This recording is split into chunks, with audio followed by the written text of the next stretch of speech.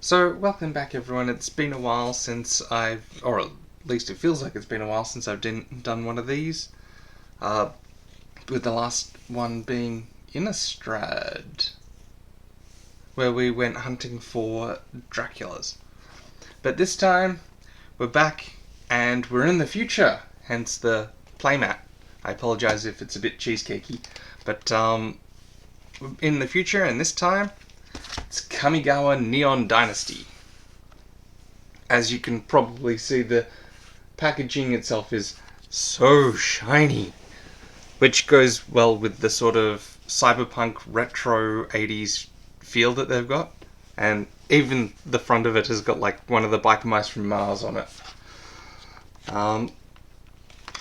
But we've got some lovely packs that we're going to be cracking today.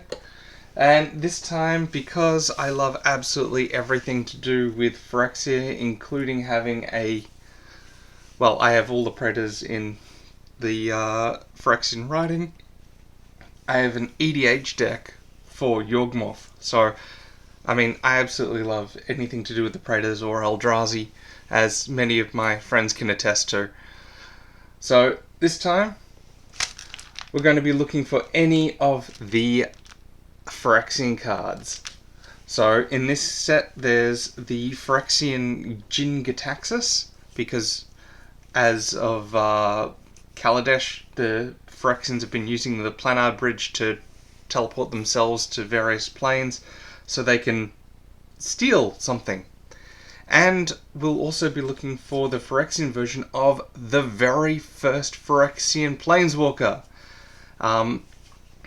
Now, for those of you who haven't read the story, I apologise. For those of you who have, you'll know that it's not that they're a Phyrexian Planeswalker, it's rather that they're a Planeswalker that have been quote-unquote completed.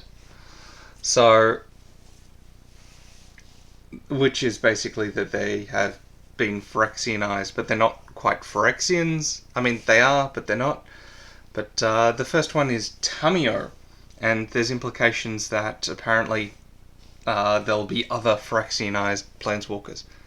But hopefully this means that none of the Phyrexianized Planeswalkers will be killed, because that's, in the past, that's how they've dealt with things. You know, the Phyrexians do stuff, and the good guys commit genocide. You know, as good guys do? Anyway, so let's get to cracking and see what we can get. I'll also be pointing out any of the Murgins, which are set and collector booster exclusive, because as with collectors and set boosters now, there are 8 cards that aren't included as part of the actual set, and those 8 cards are only found in set boosters and collector's boosters, and generally they are pretty good commander cards. So apologies if you also hear the scissors snipping in the background. As of, I think it was the first set of Innistrad or something like that, they changed up their packaging, so now it's this weird sort of aluminium type thing that's incredibly hard to open without scissors. So first off we have Return to Action, which is just nice card. We have Gift Wrath, which these are the commons, so I'm not worrying too much about them. Then of course we have the uncommons, which are nice, and for some reason in this set, in these packs, they've pretty much got a guaranteed saga. Well, yeah, they are called sagas because they're sagas, but they're not quite. They're basically just historical tales of the stuff that's happened since the last time we were in Kamigawa, which was during the Spirit War. So Kamigawa originally was a really old set that came out ages ago, and now we're returning to it, much like we did Ravnica, only this time they've gone from being feudal Japan to cyberpunk Japan, so that's quite a leap. And we also have the Ukiyo-e, lands, which look amazing. Can't quite see them there. I mean, the foils make it look awesome, but even if you manage to get your hands on the non-foil ones, they're still pretty cool because they're very nice looking. I really like them.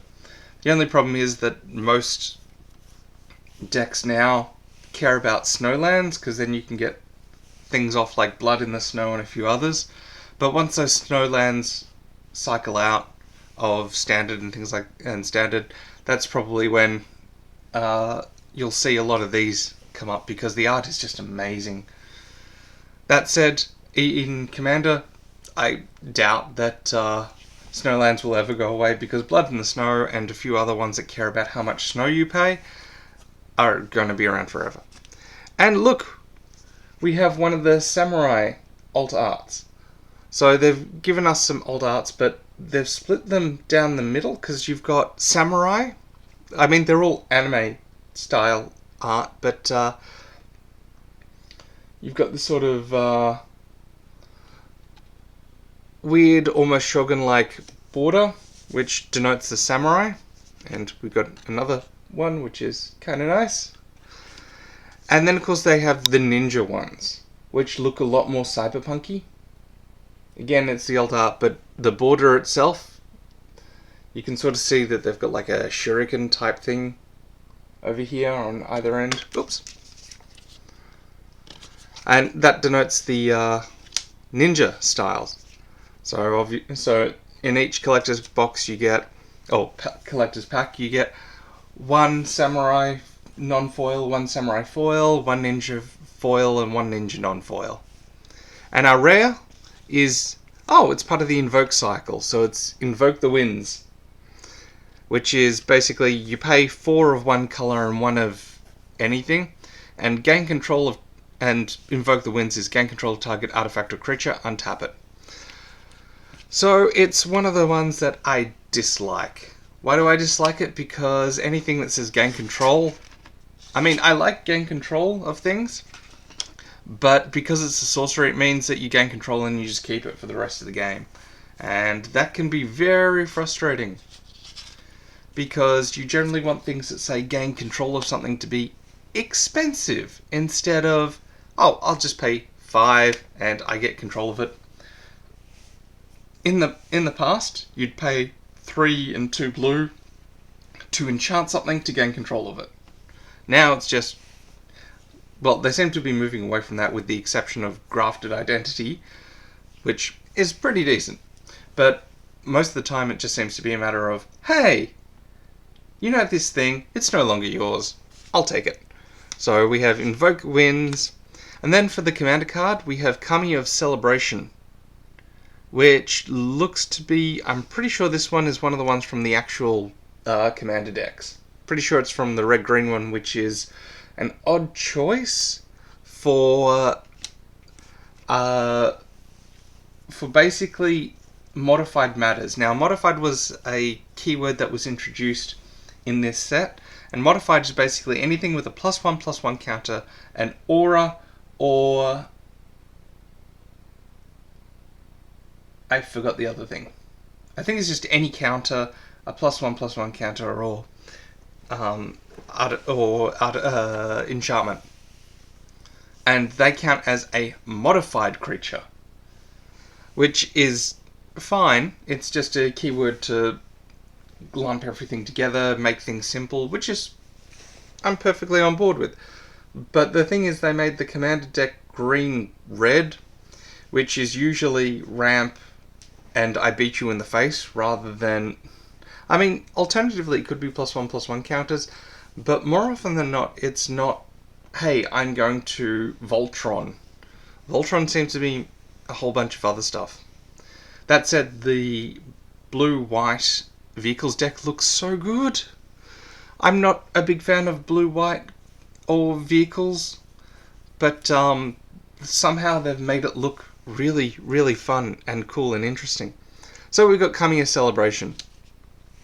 And our other rare, which is our borderless one, is Gorogoro, Disciple of Ryusei, which again ties into The story, I mean, it's not... Gorogoro, Disciple of Ryusei, isn't a bad card. It's probably not a commander one, but as a commander it could be, like, pretty scary, because it's a 2-drop, 2/2, which is fine. I mean, it's a Goblin Samurai, so... But then you can pay a red to give creatures you control haste until end of turn. So you pay 3, and it has haste, which is nice. But it's also pay 3 and not tap. So, sorry, pay 1 and not tap. So you just pay 1 red and everything has haste, which is great, especially if you pay the other cost, which is you pay 3 and 2 red to create a 5/5 red dragon spirit creature token with flying. Now the only drawback is that you can only do it if you control an attacking modified creature, but we're talking about commander here, and even in this standard, it's really not that hard to put a +1/+1 token on something or to enchant something, which means that you have a modified creature and then you just attack and you go, I'm going to pay 10 and I have 2 5/5s. Because that's just amazing. And 5 is not hard to get to. I mean, if you want to pull it off in 1 turn, it's probably going to cost you about the same. Like, it's going to cost you 8, which is about the same as either you should have late game, or in Commander, you should have that pretty quickly, or it's pretty easy to get to. So, next up, we have a Mythic. Nice! It's the alternate art of Atsushi, the Blazing Sky, which is pretty nice. Because what happened is, apparently the Spirit Dragons... Now, you got to remember, I wasn't around during the original Kamigawa. Well, I mean, I was around, I just wasn't playing at that time. Because I took a brief sabbatical, as most Magic players do. You know, life gets in the way, things happen. So I didn't get to play during the original Kamigawa. But I'm pretty sure my brother and a couple of his friends did. So, but in the original Kamigawa, there were 5 coloured dragons. So, 1 for each of the colours, and they all did things when they died, if I recall correctly. Pretty sure it was. Like, the green one was when it died, it put 5 +1/+1 counters on a target creature. The black one was when it died, I'm pretty sure it dealt 5 damage to target opponent and you gained 5 life. Things like that. So apparently in the story, or in the intervening time, the dragons have died out and we have new spirit dragons. So the red one is Flying Trample, and when it dies, I choose 1. So I should probably say that it's 4 for a 4/4. So 2 and 2 red. Flying Trample, when it dies, I get to choose to either exile the top 2 cards from my library. Until the end of turn, I can play those cards. Or I create 3 treasure tokens. Now, just my general playstyle, I tend not to be the kind that exiles the top 2 cards of my library and then... and then gets to play those cards. Generally because it means, paying the cost. But it's also the fact that I generally tend to not really do that, because most of the time I whiff. Like, that's just a personal thing. So I'm more inclined to create the 3 treasure tokens, which is great, because that means that it basically ends up in the long run costing like 3. And our last one is that goes in the mythic pile. So this is I'm sorry. Oh wow. So you probably can't see it, but this is the alternate art Kaito Shizuki, who is the new Planeswalker,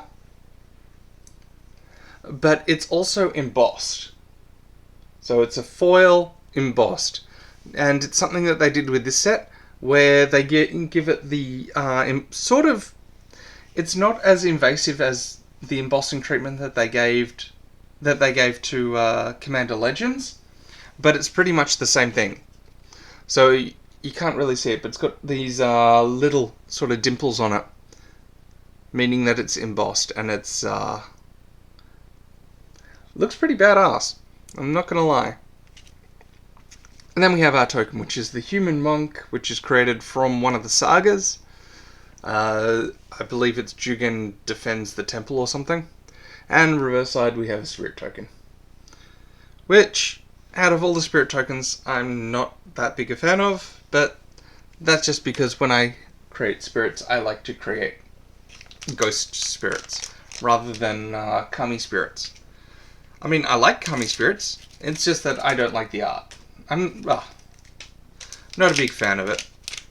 I mean, there's better art out there. I mean, even the shrine tokens, which apparently are only available in the set booster for some reason. But even the shrine tokens look better. So then we have our commons. We have our uncommons. So we have Gloom Shrieker, which is actually not a bad card in draft. But other than that, it's pretty okay. I mean, it's a 3-drop, 2/1 menace, blue-black. When it enters the battlefield, you can return target permanent card from your graveyard to your hand. If it would die, exile it instead. I mean, it's good for a recursion deck, but and I'm sure standard. And there's a few EDH decks that care about it, but honestly, not many. Go Shintai, the Boundless Vigor. So this is like the latest of the shrine cycle. So in original Kamigawa, there were 5 shrines, 1 in each color. Then in I think it was M21, they brought them back. So we had a whole new set of 5 shrine tokens plus 1 that fetched shrines and other enchantments. And now we've got the new one. We got Goshintai. Now, I would give you a summary of what the shrines do, but they're so many and varied. Basically, all they care about is how many other shrines you have. Oh, sorry, how many shrines you have in total. So they all sort of bounce off each other, which is great, which make things a lot easier, but there's no cohesiveness to them. Like the green one, like this green one is a 1/1 with trample. It costs 2. It's a 1/1 with trample. At the beginning of your end step, you may pay 1. When you do, put a +1/+1 counter on target shrine for each shrine you control. Now that's pretty good. The other green one, from M21, basically gives you, at the beginning of your upkeep, at the beginning of your first main phase, it gives you mana based on, it gives you it gives you green mana based on how many how many shrines you have in total. And the original Kamigawa green one, I can't remember. But then you have the black one, which the black one is drain, and the other one is discard. There's no real sort of cohesiveness to them. I mean, they do what their colors do, but I mean, if you're going to build a shrine deck, it sort of seems like you'd want to play better cards or more cohesive cards rather than just go scattergun. So that's that. And then we have Befriending the Moths, which is a great card in draft. In standard, it's an okay card because, you know, it's a 2/4 flyer, which ain't bad. Then, of course, we have planes. The Ukiyo airplanes. See, look how nice it is. The only criticism I have about the Ukiyo air style is it's very reminiscent of Hokusai. And I know Hokusai is sort of...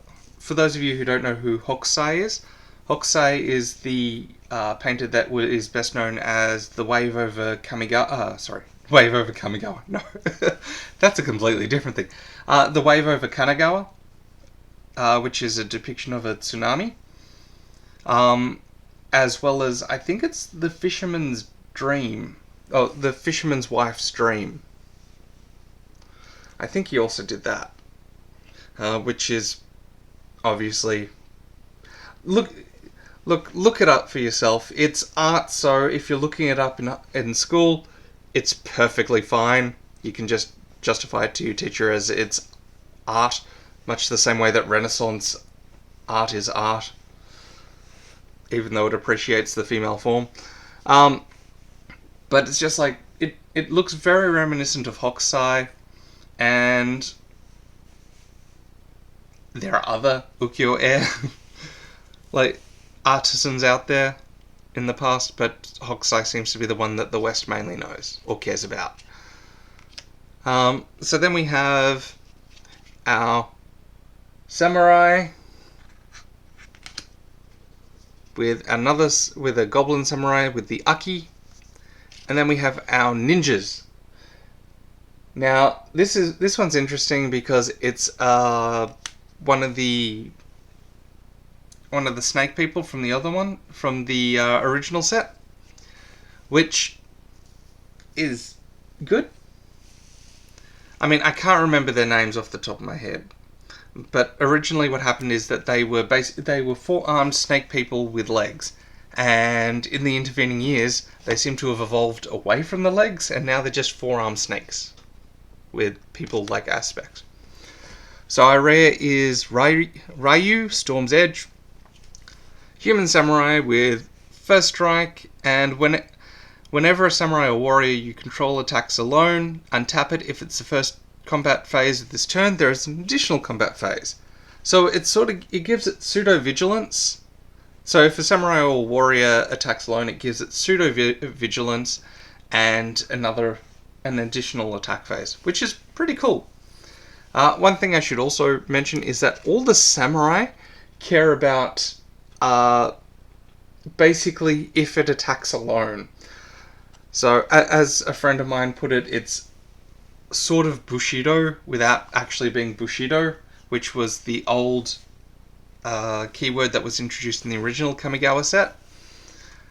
And not many people were a fan of Bushido, but basically the samurais care about if a samurai is attacking alone.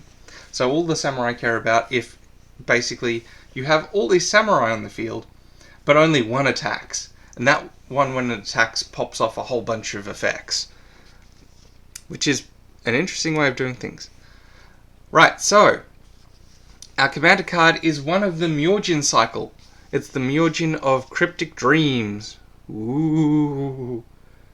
So once again, this is part of the 8 cards that aren't available in the commander decks or anywhere other than the set or collector boosters.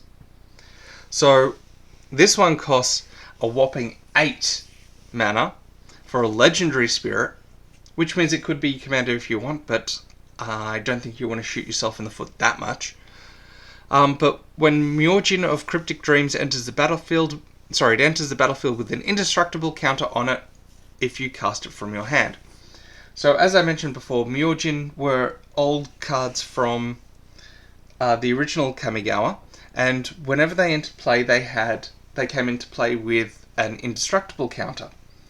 And what would happen is something would cause them, or there would be something that happens. So when they deal combat damage, or whenever you play a spell or something like that, you could remove the indestructible counter from them in order to have an effect. So that effect would pop off once, obviously, because you have one indestructible counter and you remove it, but it usually would be quite good.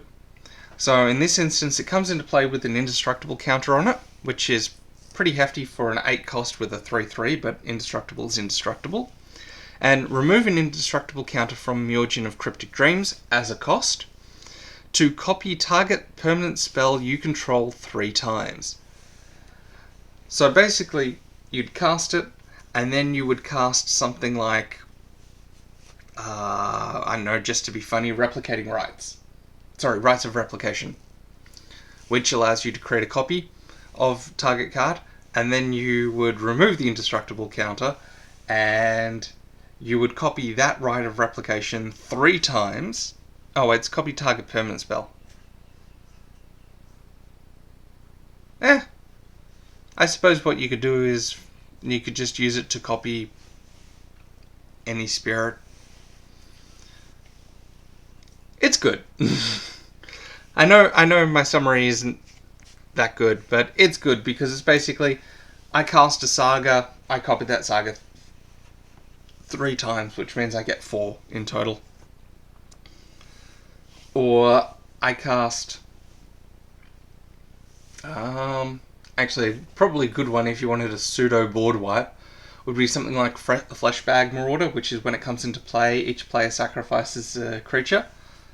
So what you do is you play Fleshbag Marauder, remove the indestructible counter from Muirchin of Cryptic Dreams, and it comes in, and 4 Fleshbag Marauders come into play, causing everyone to sacrifice 4 fleshbags. And you just go, cool, I'll just get rid of my fleshbags, and you have to sacrifice 4 of your cards. So it's good, it's just that it's expensive. Ooh, this is another callback to past Kamigawa. So there was a card that was potentially so in Kamigawa there was a card that really affected Modern and even EDH, and it was called Kiki Jiki the Mirror Breaker. And basically you could do shenanigans because it would copy permanents and give them haste. So you could have a lot of fun with abusing the heck out of Kiki Jiki. And it's still popular even today. But now we have Fable of the Mirror Breaker, which I advise you to read the story behind Kiki Jiki, because it's kind of interesting, because then you have the mirror version of Kiki Jiki when the saga flips. So we've got actual Kiki Jiki and we've got the mirror version of Kiki Jiki. Say that 3 times. Kiki Jiki, Kiki Jiki, Kiki Jiki. So then we have Shigeki Jukai Visionary, which is a legendary enchantment snake creature. Now, this is in the Samurai. Oh, we got 2 of them. We got the foil version as well. So this is the Samurai. Yeah, this is the Samurai, I think, because it's all neon-y. It's not the neon because I've been told by a friend that... So there are neon versions of cards which look like the regular versions, only they have a blue border. And if I find one, I'll point it out. But it's a Shigeki Jukai Visionary. Pay 1 and a green for a legendary enchantment snake... Sorry, a legendary enchantment creature that's a snake druid. You pay 1 and a green to tap to return Shigeki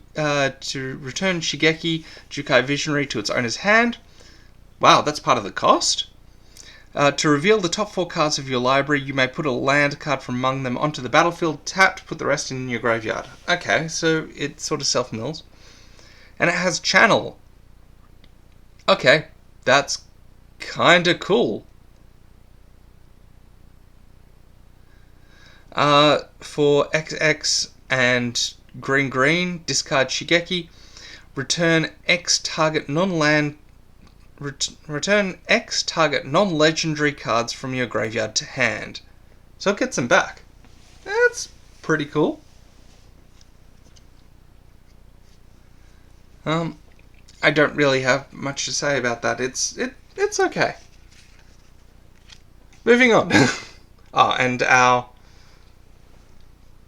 token is a regular construct and a Samurai Vigilance token, which is created by, I'm pretty sure, one of the Wanderer Planeswalker and the Legendary Land,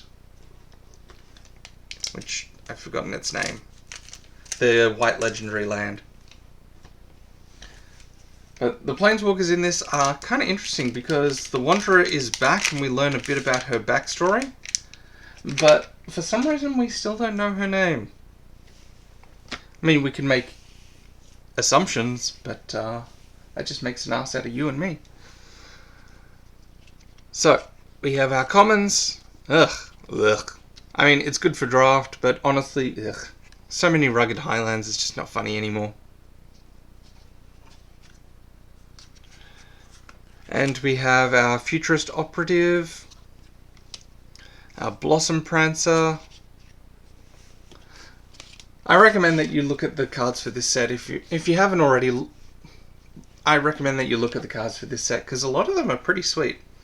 And a few people are saying that this is the next power creep, and it very clearly shows. Boseiju reaches Skyward, which if you're doing a draft or a limited draft, I highly recommend you grab Boseiju because it's just insane. I mean, it's 4, so it's pretty mid-game, but it searches up, but it lets you, when it comes into play, it lets you search up to 2 forests and add them to hand. The second one doesn't fire often, but it's basically you get to put a land from your graveyard to the top of your deck, and then you exile it, and it becomes a 0/0 with reach. But it gets +1/+1 for each land you control, which means that when it comes into play, minimum it's going to be a 6/6 because you have 4 in hand. You have 4 when you played the card, and then you get 2 forests out of it. So pretty cool. Ukyo Air Forest looks pretty sweet. And then we have our samurais. So we have Heir of the Ancient Fang, normal. Iganjo, Exemplar. Iganjo is the land I couldn't remember. So that's the white one that produces samurai tokens. Then we have Dokuchi the Shadow Walker, which has Ninjutsu 4 to circumvent as a 5/5 to circumvent its enormous 6 cost. So it's not the kind of card that you want to draft, but it helps. Inkrai's Infiltrator, which is flying, and even though it's a ninja, it doesn't have ninjutsu, which is sad. We got regular version Atsushi. Seem to be getting a lot of Atsushi. So that's the regular version. Looks nice, not as cool. We have Aki Battle Squad as our commander card, which is 5 and a red. Whenever 1 or more modified creatures you control attack, untap all modified creatures you control, which is pretty good. After this combat phase, there is an additional combat phase. This ability triggers only once per turn, which is fair. And it's 6 for a 6/6. Not bad. But it's really dependent on that sort of beatdown, because that's what red does. So red and green modified kind of weird me out a bit. Mindlink Mech. Now I saw this. I've done a few drafts, but I've never seen it pulled. But this intrigues me.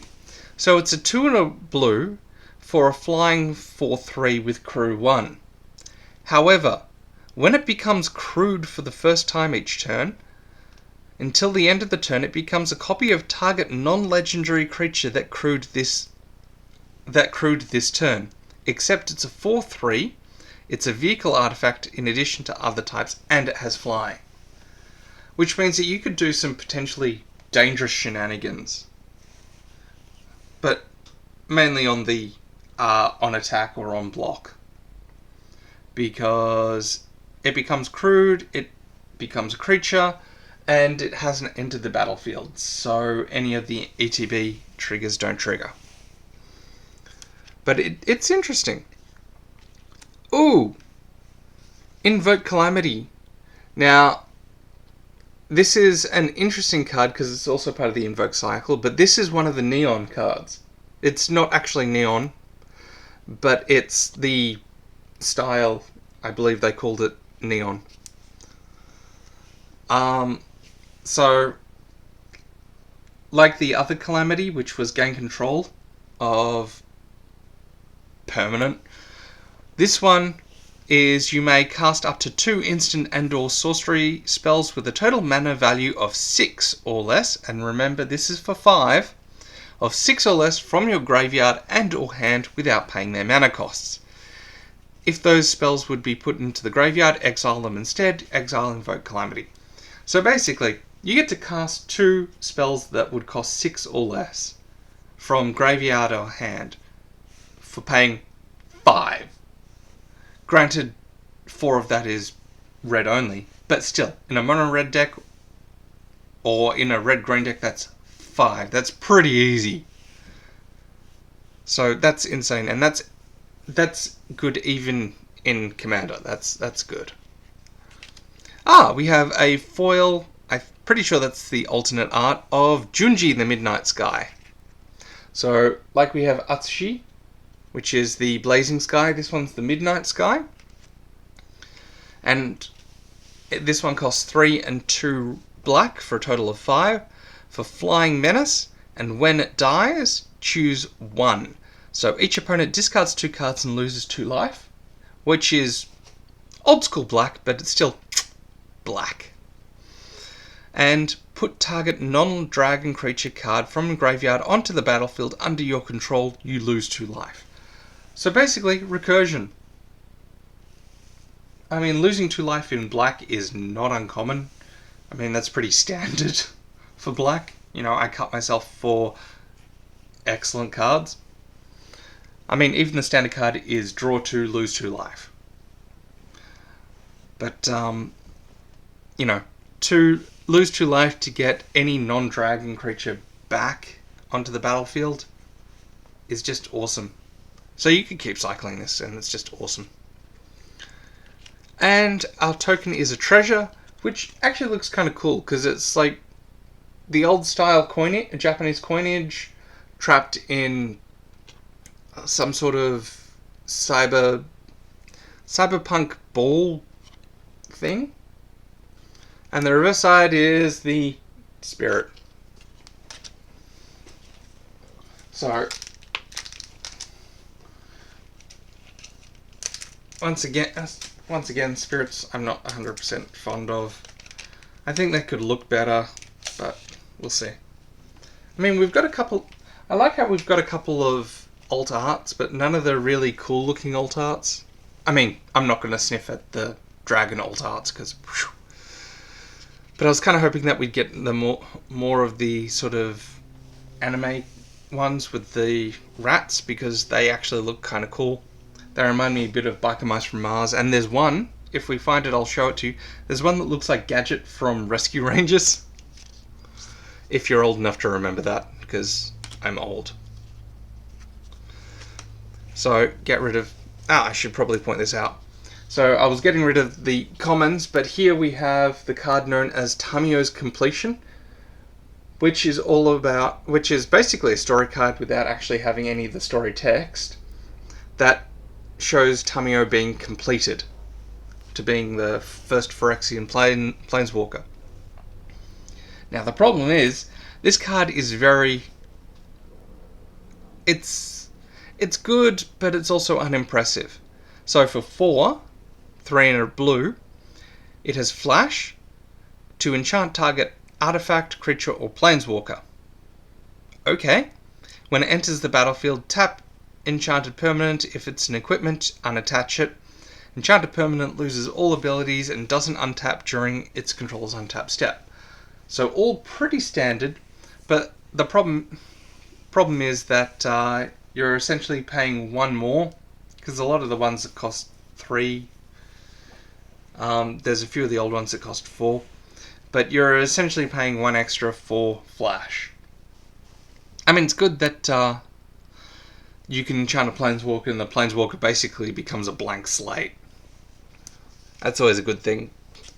But in draft, it's probably one that you want to steer away from.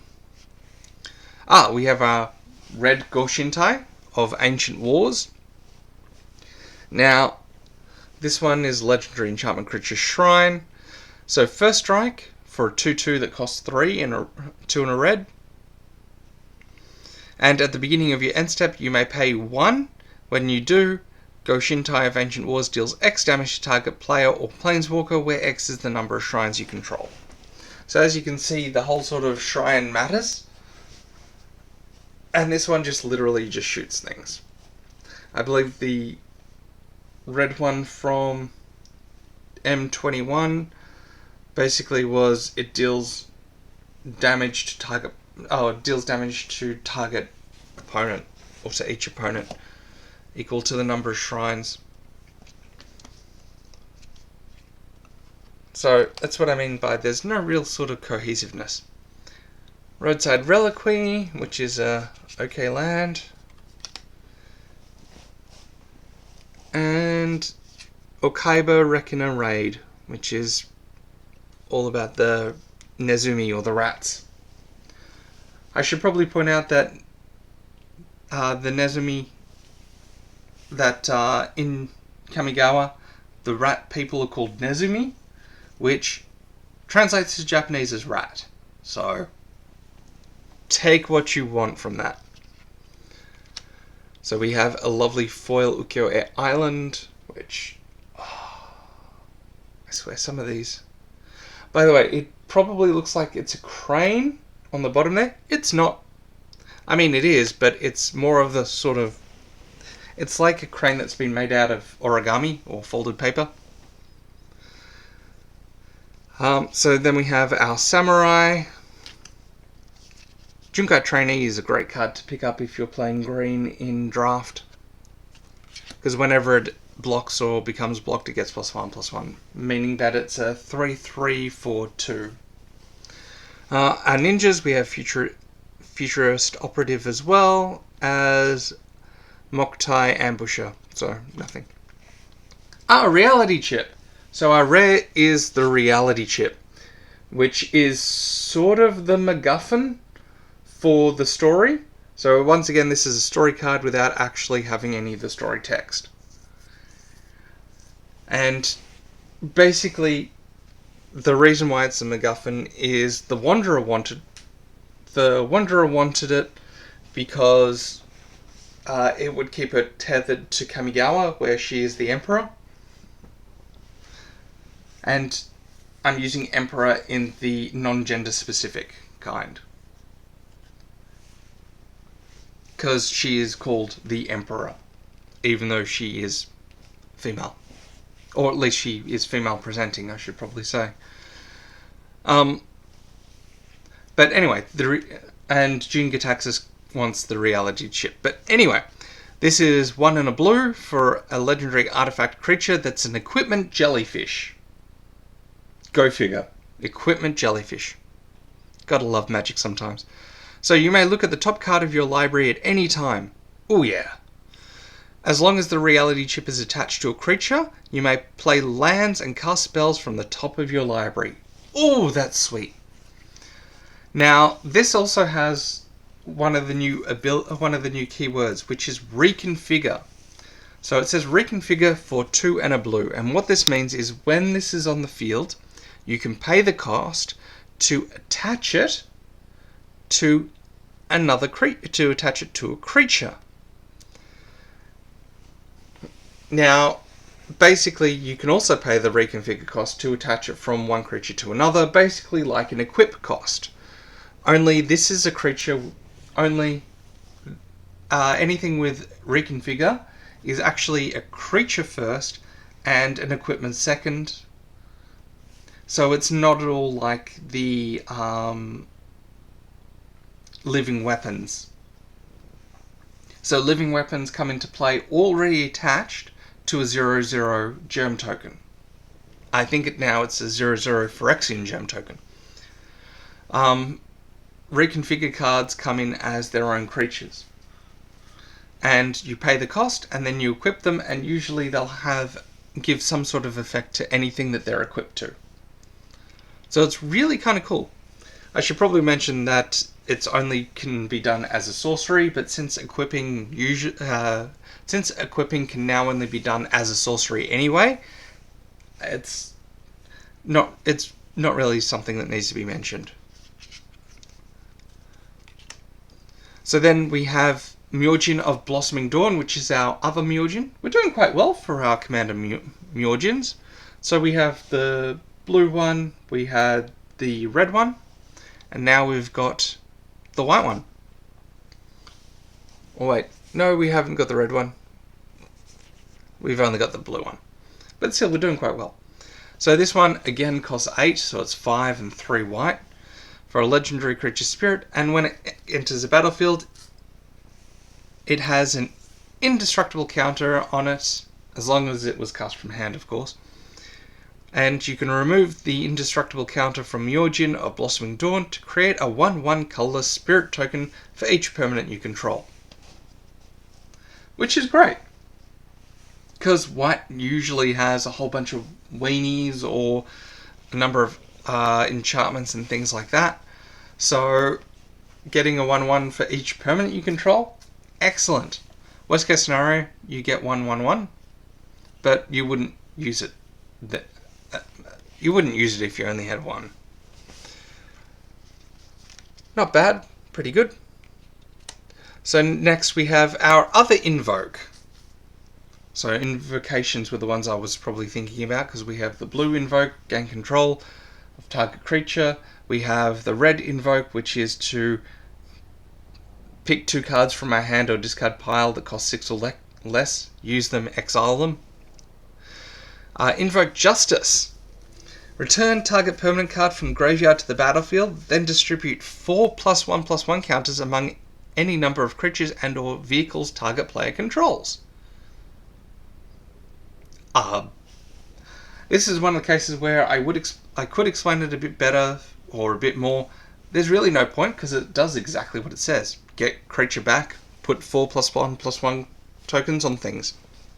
Heck yeah. Next we have the card that a lot of people have been really liking, and I am not 100% psyched for it. I mean, it's not a bad card, it's just, yeah. And that's Ishin 2 Heavens is 1, which cost red, white, black, for a legendary creature human samurai. Now it's a 3/4, and if a creature attacking would cause a triggered ability or a permanent you control to trigger, that ability triggers an additional time. Now the reason I'm not 100% psyched for it is because there's Yarok, there's a whole bunch of others that trigger things an additional time. And Ishin basically cares about samurai triggering. I mean, it works well for other triggers, but mainly it's for the samurai triggers, and they care only if one thing is attacking. I mean, in standard, I can see it being really good. In EDH Commander, I think it'll be okay, but it'll be one of those ones that's sort of middle of the road. Ones that you see crop up every so often, and you're like, right, I remember that. That's actually not bad. And then they struggle a little bit unless they've got a really fine-tuned deck. And we have a foil mythic, which is Blade of the Oni. Now, I know Americans are probably going, ew, you said that wrong, because it's Oni. It's not Oni, it's Oni. So once again, this is one of the reconfigure cards. So this costs 1 and a black for a menace 3/1 with equipped creature has base power and toughness of 5/5, has menace and is black demon in addition to its other colors and types. So basically it comes into play as an equipment demon at 3/1 with menace, and you sort of go, cool, and then you pay 2 and 2 black to equip it to something, and it becomes a 5/5 with menace and is a black demon. And it's like, oh, okay, that happened. And then of course we have, and I kind of like these tokens, the pilot tokens, which has got me really excited for vehicles. Because basically pilots are 1/1s that have the ability to, this creature cruise vehicles as though its power were 2 or greater. Which basically means a pilot can crew any vehicle. Because you tap it, you crew a 1/1. Cool. Oh wait, no. Oh no, I can't crew 1/1s. I mean, honestly, I'd have to look that up. But basically it's like, oh, I have a crew 8. That's not going to work. Tap pilot, crew the vehicle that has crew 8. Cool, swing. It's actually kind of cool. I really like it. And the reverse is a samurai. I like pilots. And that's actually what's got me really excited for the whole commander deck. Because pilots look fun. And there's even There's even a, what's it called? A vehicle card that pumps out pilots when it attacks. It's kinda awesome. So, we have our commons, Thundersteel Colossus, Kami of Relentless Shadows. We have Discover the Impossible, which I was really hoping to get as a foil because it looks amazing in foil. Because the art is just so wonderful. Ryan Pancost. Just awesome. Leech Gauntlet, which is great, gives it lifelink. Hooray. Tales of Master Seshiro, which again is a... Orochi is the word I was looking for. They're the snake people. But Tales of Master Seshiro, pretty decent. I mean, it flips into a 5/5 with haste, and is a nice callback. Really not much else to say for it. A lot of good green cards for drafting. Foil Plains Ukiyo Air Style. We have our Samurai Pizza Cats and our Ninja Turtles. We have a foil of Goro Goro, Disciple of Ryusei, which is the one that spits out dragons. We have Imposter Mech for our commander card, which is good. Now, because it costs 2, 1 and a blue, for a 3/1, and you may have Imposter Mech enter the battlefield as a copy of a creature an opponent controls, except it's a vehicle artifact with crew 3 and it loses all other card types. So it's awesome, because if they have some sort of big 5/5 or even an Emrakul, you just go, cool, my Imposter Mech is now an Emrakul. I'm going to crew that for 3. How would you like an Emrakul? So I really like Imposter Mech. And yes, I know Emrakul has protection from all colours. It was an example. Surge Hacker Mech. Pretty good. It's 4 for a 5/5 with crew 4 and menace. When Surge Hacker Mech enters the battlefield, it deals damage equal to twice the number of vehicles you control to target a creature or planeswalker an opponent controls. So it's kind of nice because it comes in and then sort of deals damage. It's pretty good in draft. Standard, possibly. I'm probably going to stick it in my vehicles deck, because my vehicles EDH deck, because it's, I mean, you got vehicles, you might as well use them. Ooh! I was hoping to get this one. It's the alternate art of the Wandering Emperor, and more specifically, it's the one I was after, which is the anime style art. So the Wandering Emperor is the only planeswalker that doesn't have their name as part of the type line. So for example, if I show you Kaito, you'll see that you've got Legendary Planeswalker Kaito.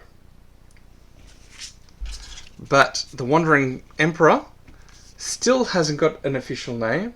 Or, they've got a name, it's just that it hasn't been said yet. But Legendary Planeswalker, nothing. But I was really hoping for the anime art, just because I like the anime art. Because you've got the regular art, which looks pretty cool. Then you've got the Japanese artist version, which I think they all look pretty cool, but I honestly prefer the original and the anime art over the Japanese guest artist art, because it looks kind of I mean, not as bad as Tamio, because Tamio looks weird. But yeah, so Wandering Emperor, which is 2 and 2 blue, sorry, 2 and 2 white. I wish it was blue. Because it has flash. And as long as the Wandering Emperor entered the battlefield this turn, you may activate her loyalty abilities anytime you could cast an instant. So basically, you flash her in at the end of your opponent's turn, use one of the loyalty abilities, and then you just go off chugging on your next turn. So her +1 is put a +1/+1 counter on up to one target creature. It gains first strike until end of turn. -1 to create a 2/2 white samurai token with vigilance. Or -2 to exile target tapped creature. You gain 2 life.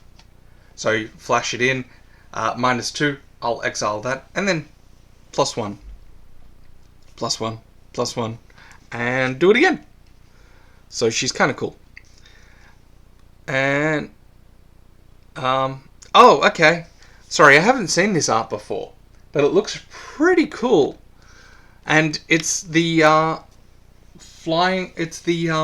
legendary blue land. So it's Otawara, the soaring city, which is a legendary land. You tap to add blue. Hooray.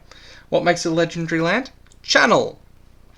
It has 3 and a blue to discard Otawara Soaring City to return target artifact, creature, enchantment, or planeswalker to its owner's hand. This ability costs 1 less for each legendary creature you control. So, Maro doesn't like the idea of legendary lands, and clearly this is him or them trying to fix it. Because the more legendaries that you have on the field, he doesn't like legendary lands because once you play the legendary land, any more legendary lands that you get in your hand are just going to clog it up. So the whole idea is that Channel is a way of fixing it. Now I would say Channel is a new ability, but it's actually an old one. So it's one that had been released previously. I think it was in Kamigawa. But it's not a new ability, even though it's one that we haven't seen in quite a while. So, full art Otawara. Liking it. And then we have a treasure and a samurai to go with our wanderer. Well, we're chugging along, singing a song, doing okay. I mean, already the box is like pretty decent. We've got a wanderer and we've got an embossed Kaito, so whew. Oh, also I should probably mention that we've got dragons, because dragons are going to be worth something. I mean, I'm not sure when or how or why, but they will be. I guarantee it, because the original Cycle of Dragons came out, people sort of went, eh! And now people are going, yes, I need them.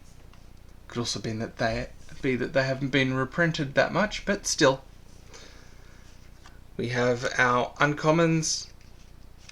This is the vehicle I was talking about, Prodigy's Prototype. So whenever one or more vehicles you control attack, you create a 1/1 colorless pilot creature token with this creature cruises vehicles as though it were power 2 or greater. Crew 2, it's great.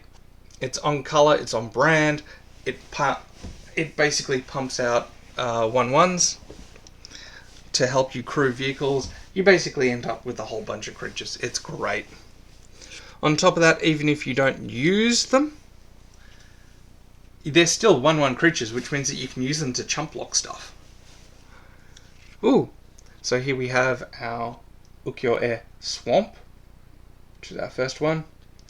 Looks pretty cool. We have our Samurai, our Ninja. Teachings of the Kirin. I want to like this card. I really, really do. It's not a bad card. It's just that it's a bad card. So, first off, you pay 1 and a green to mill 3 cards to create a 1/1 color spirit token. That's fine. Then you put a +1/+1 counter on target creature you control. Again, that's fine. But, on its flip side, you have Kirin Touch Orochi, which is, whenever Kirin Touch Orochi attacks, choose one. Exile target creature card from a graveyard. When you do, create a 1/1 color spirit token. Exile target non-creature card from a graveyard. When you do, put a +1/+1 creature on target creature you control. Those abilities are fine. What gets me though is it's a 1/1, which means that in draft you're going to be hard pressed to find a reason to run it, because you'd use it for one side, and then you'd use the 1/1 to just chump block something. Or you'll get the ability off once or twice, unless you can find a way to make it unblockable. If you're playing blue, because there is a card that I'm pretty sure makes things unblockable, then by all means. But other than that, you're going to get the ability off like once or probably twice before it dies to either a chump block or just to, well, yeah, to either a chump 1/1 or to, I don't know, any 2/2. Like, the way to fix that would be to make it like a 2/2 or a 2/1 or even a 3/1 or something like that. Just give it a bit more oomph to make it viable not only in draft but also in standard. Because the best way you're going to get because the abilities only trigger when it attacks, and the best way you're going to get those abilities off is if your opponent has no creatures, which even if you bring this out turn 2, you still have to wait 3 turns, because you go 1, 2, and then so it exiles and then it comes into play, but because it comes into play, it still can't attack unless it has haste. And even then, it's just like you're gonna have to wait for it, and by the time it finally flips, your opponent's either gonna have a decent board state, they're gonna kill it straight out, or they're gonna at least have a 2/2 or a 1/1 just to kill it. I don't like it. So our commander card is Release to Memory, which is from the Vehicles deck. So exile target opponent's graveyard. For each creature card exiled this way, create a 1/1 colorless spirit creature token. Pretty standard white commander stuff. It's pretty good. I got nothing else. Thundering Raiju, which is 2 and a red for haste 3/3. Whenever Thundering Raiju attacks, put a +1/+1 counter on a target creature you control. Then Thundering Raiju deals X damage to each opponent, where X is the number of modified creatures you control other than Thundering Raiju.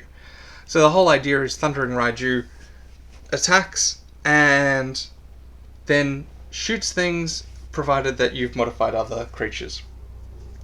And it helps with the modifying of other creatures. Which is funny, because this is the kind of card I would probably stick in an EDH deck. It won't last long, but it's 3/3, so it's out of shock range, and people aren't going to waste any of the 5s.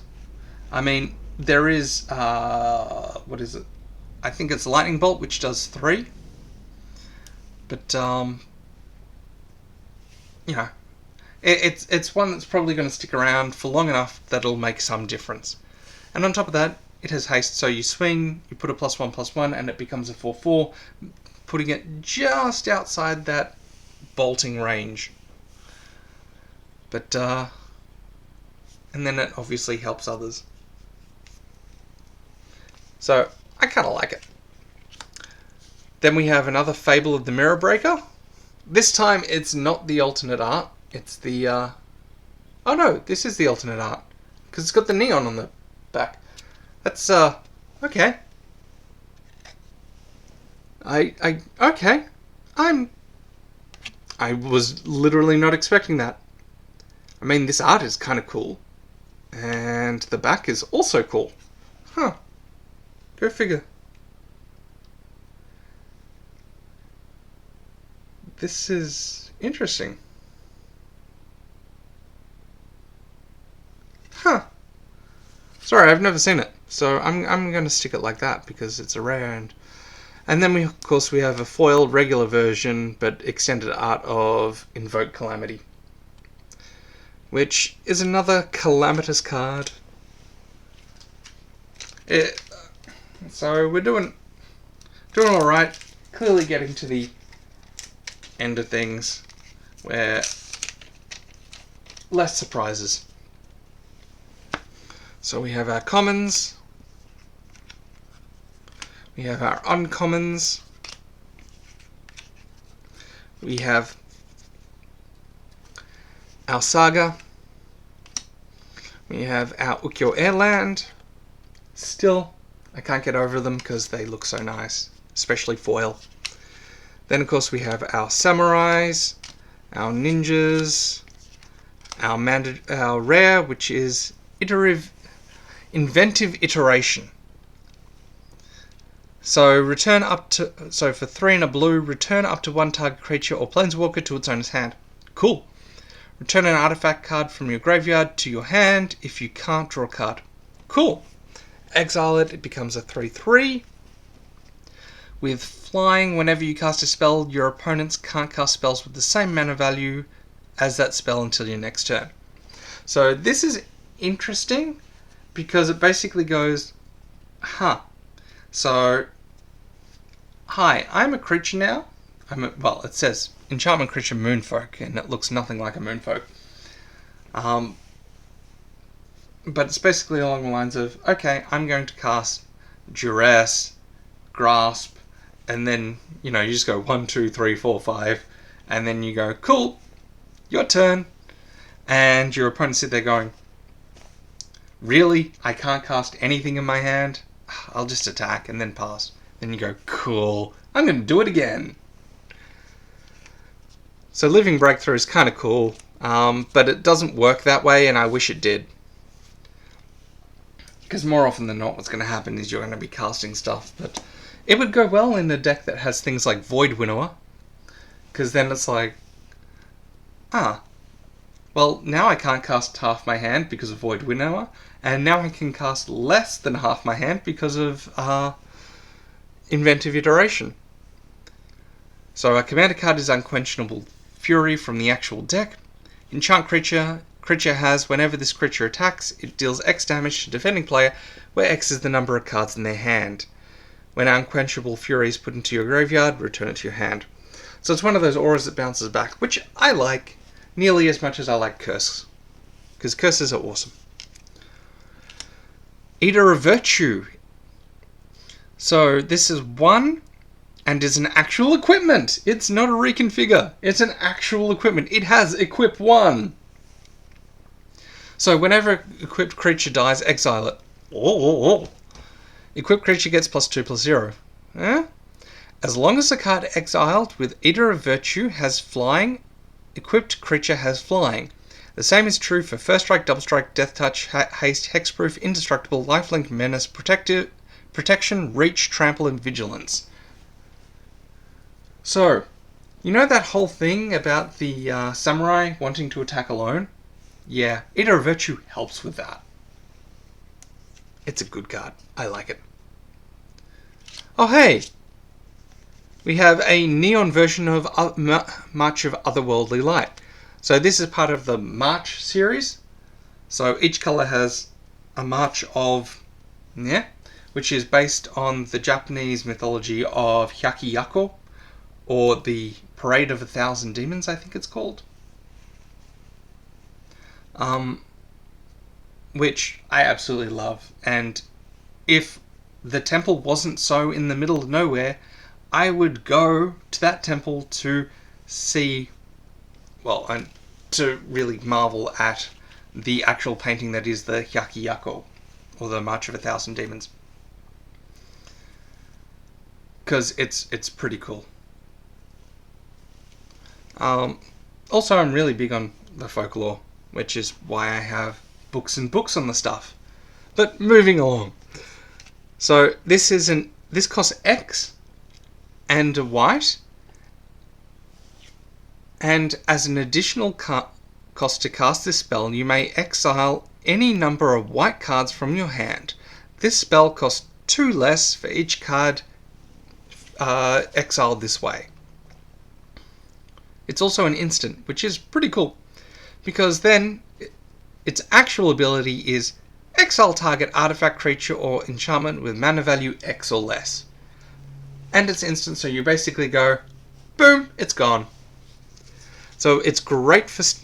It's okay in draft, great for standard, and great for EDH. It's just an all-round good card.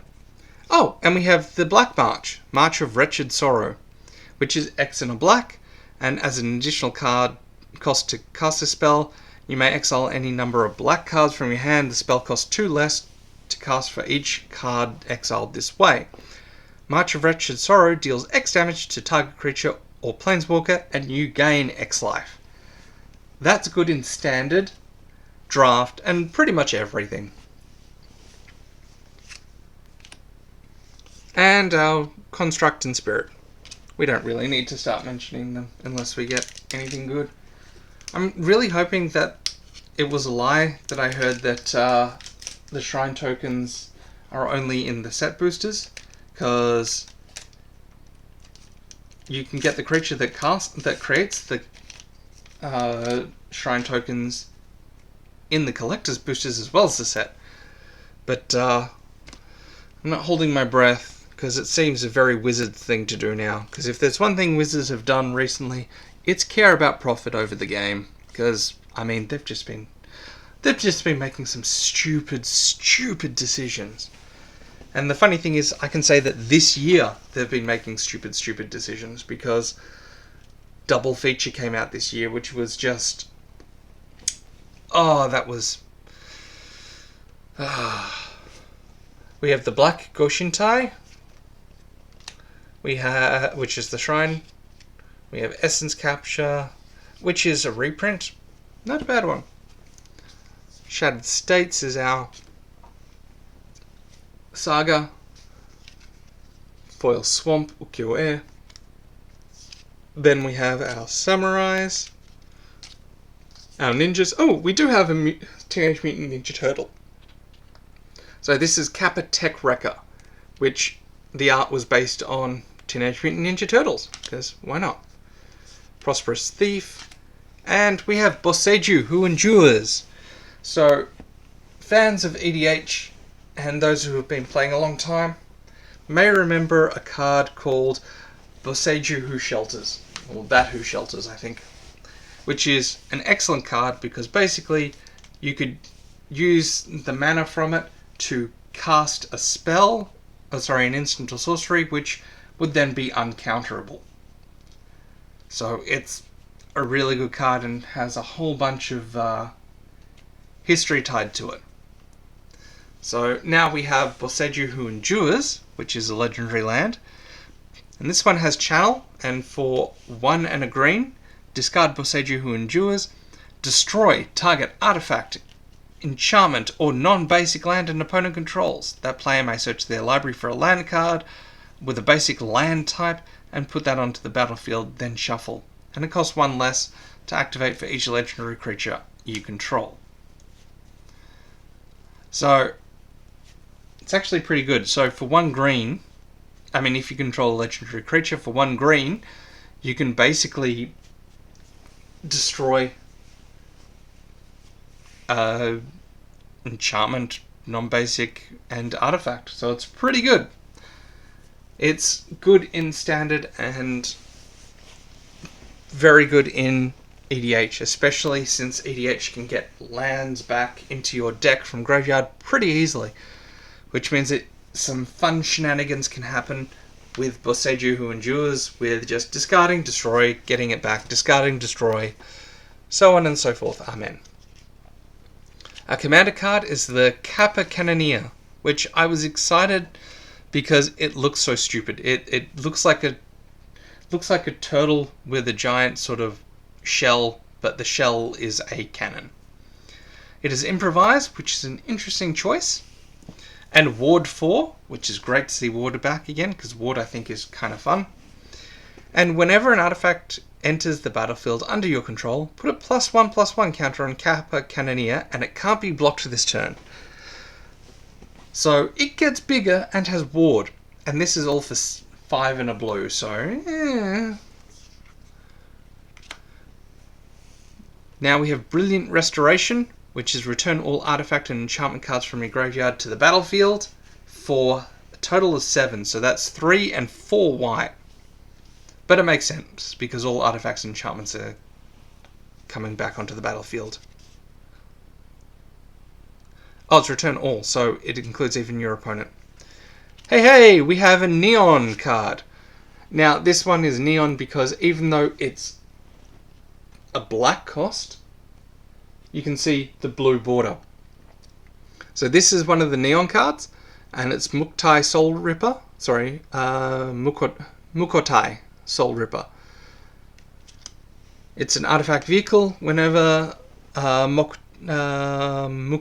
Soul Ripper attacks, you may sacrifice another artifact or creature. If you do, put a +1/+1 counter on it, and it gains menace until end of turn, with crew 2. So, pretty cool, and it's the Neon. We have a foil Invoke Justice. Huzzah! And no one cares about the token, because it's just a samurai and a treasure.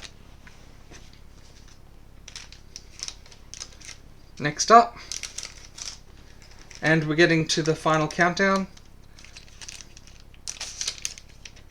So, still hoping for those Phyrexian cards. Just any Phyrexian cards, please.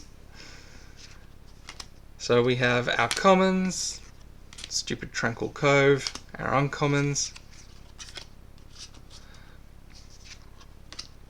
our land, which is still so good, the Foil Swamp.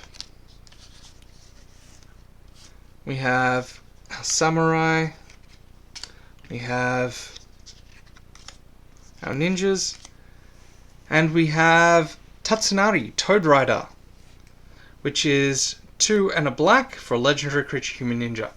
Now, a lot of people have been excited because it's very Naruto-esque, and to be honest, a lot of Naruto actually ripped off actual fables that exist.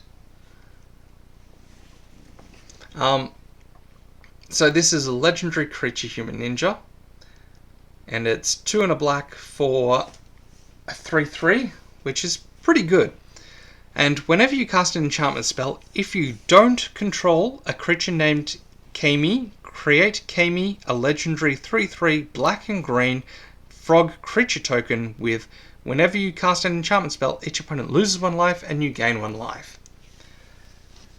Now that's kind of cool, because it's like black and green, so this is black and green. No! This is Bug, or Sultai, or blue-black-green. Basically 3 of my favourite colours. Because for paying 1, green or a blue, Tatsunari Toad Rider and target frog, which is usually going to be Kami, you control, can't be blocked this turn except by creatures with flying or reach.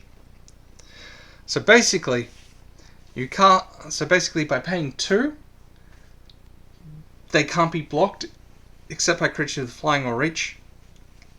And if you can't do that, then you're taking 6 to the face, which is pretty brutal. So a lot of fun with that one. For our commander card, we have Drum Bellower, which is 2 and a white. Spirit with flying, untap all creatures you control during each other player's untap step, which is pretty cool. It's going to die pretty quickly though, especially being a 2/1, but still. Springleaf Avenger, which is one of the few ninjutsu green cards, with the other one being the Teenage Mutant Ninja Turtle. For 3 and 2 green, it's an insect ninja, which is the only one of its kind. With ninjutsu 3 and a green, whenever Springleaf Avenger deals combat damage to a player, return target permanent card from your graveyard to your hand. But what really sweetens the pot is that not only does the ninjutsu cost 4, which is pretty standard, but it's also a 6/5. So look at that sweet 6/5 right there. Yeah. So good. Now we have the sort of neon border, which is a Ganjo Uprising, which is X, red and a white. Create X 2/2 white samurai creature tokens with vigilance. They gain menace and haste until end of turn. Each opponent creates X -1 2/2 white samurai creature tokens with vigilance. So this was actually one of the first cards we saw even before spoiler season. So when they announced the set, this is one of the cards that was spoiled, not by Wizards but by other people. And it was sort of, people were like, it's not a bad card. And having a look at the entire set now, it's still not a bad card. I mean, it gets you one up on the opponent, but basically it's good for sort of a sudden rush. I mean, they have vigilance, like all the tokens have vigilance, but yours get menace and haste, so it can be a game ender. Next we have the Biting Palm Ninja with the alternate art, because the other one looks kind of But this is a 2 and a black with ninjutsu for 2 and a black. Biting Palm Ninja enters the battlefield with a menace counter on it, and whenever it deals combat damage to a player, you can remove the menace counter, and when you do, player reveals their hand, you choose a non-land card from it, and you exile. So it's a great way of getting rid of cards.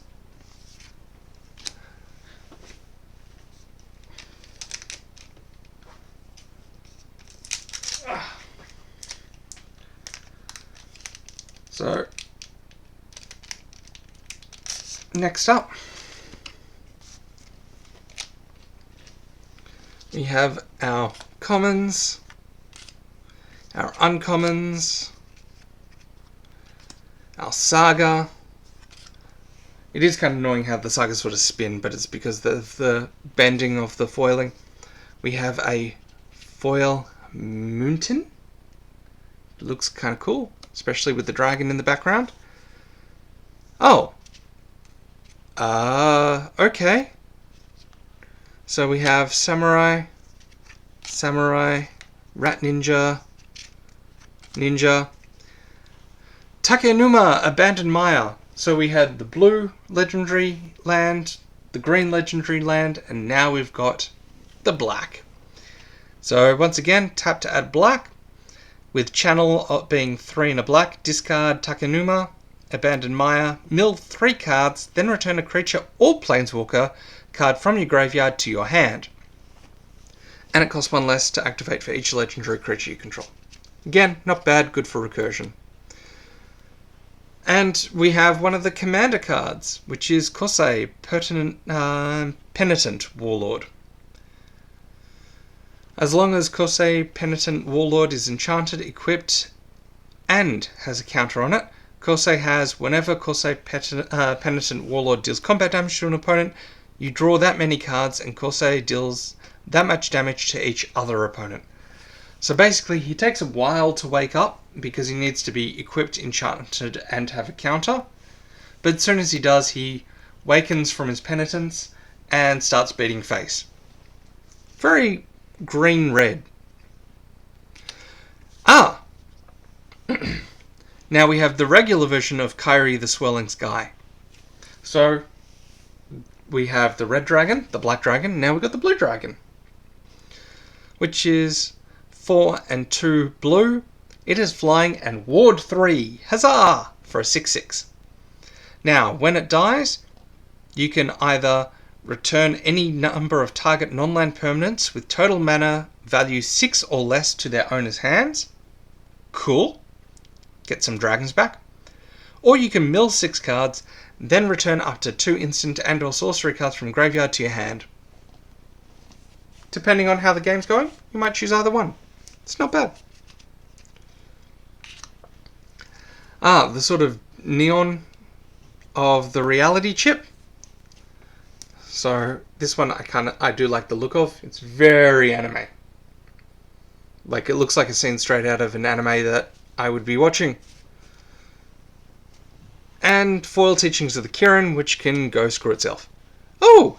I haven't seen this one. It's a Spirit 4/5. It's kind of cute. It looks like a axolotl. It's kind of cute. And the reverse is just a samurai. Trying to think of what card would create a 4/5 Spirit. Because the only one I can think of is one that turns a land into a 4/5 green Spirit. But that one is, you equip it to the land, it becomes a 4/5 Spirit, and then when the land would die, because it's a creature, you get rid of the enchantment instead. So sort of like Totem Armor, which I'm a big fan of, because totem armors were cool, but they didn't really do much and there weren't many of them. But they were cool. Nezumi Prowler as the uncommons. Behold the unspeakable! It's just fun to say. Very ukiyo-e right there. Just of the general area, because it's generally how it goes. And it looks vaguely like, I think it's 72 views of Mount Fuji. But we have Samurai, Master Splinter. Because Master Splinter has a semi-racist voice. Hey! We have Satoru Umezawa. Now, when this was spoiled, a lot of people went insane. Why? Because it's 1 blue-black for a 2/4, which is pretty decent. But whenever you activate a ninjutsu ability, look at the top 3 cards of your library. Put one of them into your hand and the rest on the bottom of your library in any order. This ability triggers once each turn. Okay, cool. Each creature card in your hand has ninjutsu of 2 blue, black. And it's like, okay? Because it gives creatures in your hand ninjutsu. Which essentially means that, yes, if you want, you could ninja out an Emrakul, you could ninja out any number of really overcosted things for simply 2 and a blue and a black. It's a very good card. In the long run, it's probably one that you would have to build the deck around for EDH. For standard though, I can see it being run. Commander card is Ascendant Acolyte, which is 4 and a green. Enchanted Ascendant Acolyte enters the battlefield with a +1/+1 counter on it for each +1/+1 counter among other creatures you control. So, that's kind of cool. At the beginning of your upkeep, double the number of +1/+1 counters on Ascendant Acolyte. So, it gets bigger pretty soon. Lion Sash is our other rare. So it costs 1 and a white for an artifact creature in equipment cat. And it's a 1/1.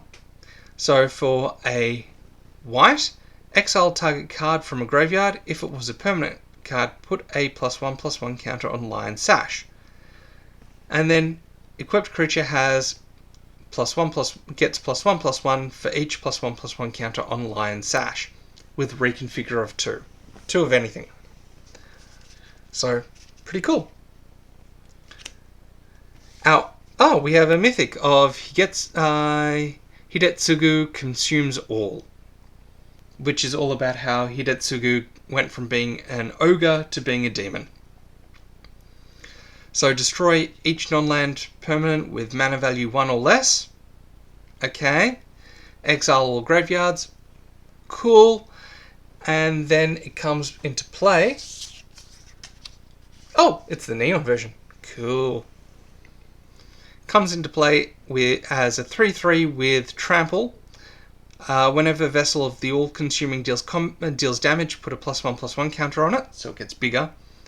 And whenever it deals damage to a player, if it has dealt 10 or more damage to that player loses the game. So, it actually can be pretty scary. But, destroy each non-land permanent with mana value 1 or less. Early on in the game, especially since it's 3, it could be pretty devastating. So that's a mythic. And then we have a full art version of Takenuma, the Abandoned Maya. Ooh, so cool. I know I didn't sound too enthused, but I actually am. Well, this is it. This is our final pack. Again, really angling for that Phyrexian, just any of them. What I got so far is nice, but the Phyrexian would really be the icing on the cake. So we have our commons, we have our uncommons, a regular Master Splinter, we have our land, we have our ninja, samurai, then we have our ninjas, and we have Invoke Calamity. So we have another one. Hey, we have Go Shintai of Life's Origin. So this is the one that creates the shrine tokens I've been talking about, but it's also one that actually cares about the number of shrines you have, which is relevant seeing as this set brings back the shrines. But it's 3 and a green for 3/4, and you can pay 1 of each colour to return target enchantment card from your graveyard to the battlefield. And whenever Go Shintai of Life's Origin or another non-token shrine enters the battlefield under your control, create a 1/1 color shrine enchantment creature token. So that's where the shrines really care about. So he can keep pumping out shrines to mean that the shrines really hit for a lot. And this is one of the 8 that isn't available anywhere other than in set and collector boosters. Now, the biggest I really wanted to make a deck out of this card, but the biggest problem I was finding is the fact that this is essentially a 5-color deck, but it's not. It's mainly a green deck with 5 colors splashed in, which doesn't quite work well for it. It's just, it's a tricky deck to make. If someone can make a deck and it functions really well, then please contact me or mention it in the comments with a link to somewhere, because I really want to make a deck out of it. I really want to try it because I think it'll be a lot of fun, but the fact that it's not 5 colors and it's mainly green focused really sort of hurts me, because it means that I end up putting a whole bunch of green in, and if you focus on 5 colors, it tends to not work out that well, because you tend to force a whole bunch of the triomes or the 3-color lands, and it just hurts. So we have Eiganjo, Seat of the Empire. So the only one we're missing so far is the red land, but because this is the white one. So channel for 2 and a white, discard Eiganjo, Seat of the Empire. It deals 4 damage to target attacking or blocking creature, and it costs 1 less to activate for each legendary creature you control. Not bad, not much else to say. And our final cards are Thousand-Faced Shadow, which is the 1-drop 1/1 with ninjutsu of 4 with flying, and when it comes into play, you can create a token. When it comes into play, when it comes into play attacking, then you get to create a token of another creature. That's tapped. The token enters the battlefield tapped and attacking, so it's kind of cool. And sort of neon foil version of March of the Swirling Mist, one of the marches. So as an additional cost to cast a spell, you may exile any number of blue cards from your hand. The spell costs 2 less to cast for each card exiled this way. And what does it do? Up to X target creatures phase out. So block with everything, cast it, and all your creatures phase out, which means that they can't be dealt damage, and you're not dealt damage because you were blocking. Huzzah! Phasing's awesome. And our token is the token for Tezzeret, Betrayer of Flesh, which we didn't get. Whenever an artifact you control becomes tapped, draw a card. That's pretty cool. And the reverse side is, of course, a samurai, because... Well, that's it. We didn't get what we wanted. Well, I didn't get what I wanted, which was the Phyrexians. But I'm not going to sniff at an embossed altar art Kaito and the Wanderer, and of course the lovely dragons and then Go Shintai. So, thank you once again for joining me, and I'll catch you next time when I crack open... I don't know yet. I want to say New Caperia, but I think I might be cracking open the unset before then. Or maybe not. We'll see how we go. Stay tuned for more.